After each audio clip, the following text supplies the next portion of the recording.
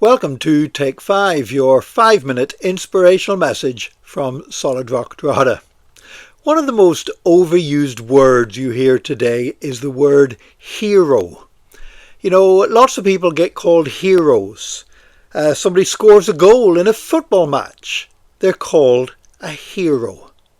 Somebody believes the same thing as you believe, if it's an unpopular belief, and that makes them a hero. And then people say that true heroes are those who fight as soldiers in wars, those who kill as many of their enemies as they can, or those who end up being killed themselves in times of war. Is that what makes somebody a hero, the ability to kill other people, to be on the same side that we are on in a conflict? One person I believe really was a hero was a Dutch Christian called Dirk Willems. He lived in the 1500s and he was an Anabaptist. Now the Anabaptists believed that it wasn't enough to be baptized as children, that was not what the baptism that the Bible was talking about. Baptizing somebody as a baby when they don't know their left hand from their right was not true baptism at all. So he believed in believers' baptism, in common with huge numbers of evangelical Christians today.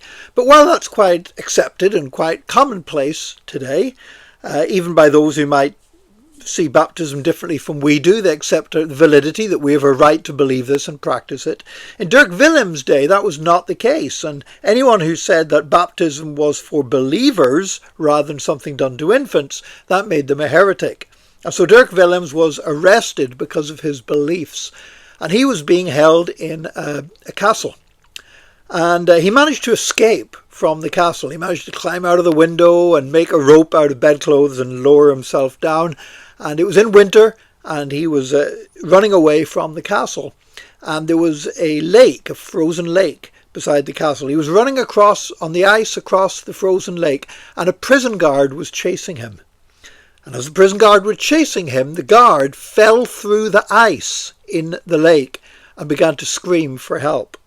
And Dirk Willems stopped and looked back. Now, one thing about the Anabaptists was not only did they believe in believers' baptism, but they believed in non-violence. They believed that you shouldn't hurt somebody else or kill somebody else.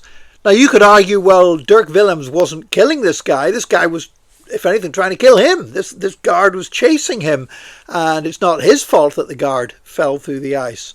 But Dirk Willems looked back and saw this guard and said, I cannot leave this man.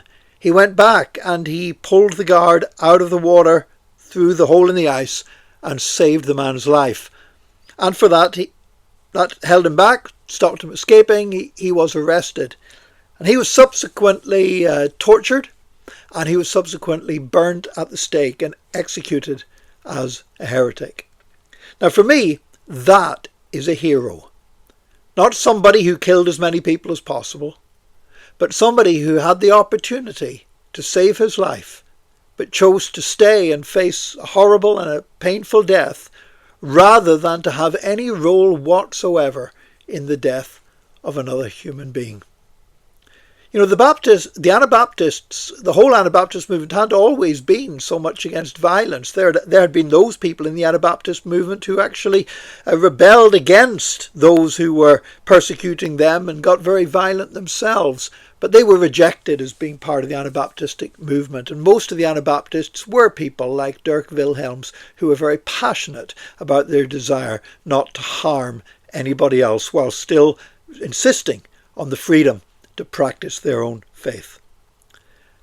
If you were in Dirk Willems' situation, if you were fleeing across that frozen lake and the guard pursuing you fell in the water, would you turn back for him? I hope I would.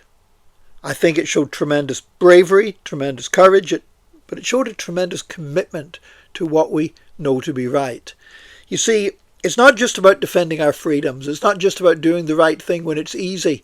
It's about doing the right thing, the thing that glorifies God and that God would ask of us, even whenever it costs us. And with Dirk Willems, it cost him his very life. And that, for me, makes him a hero. I pray today, whatever you or I are called upon to do for the Lord, I pray that we may do it obediently, compassionately, and like Dirk Willems, bravely, in Jesus' name.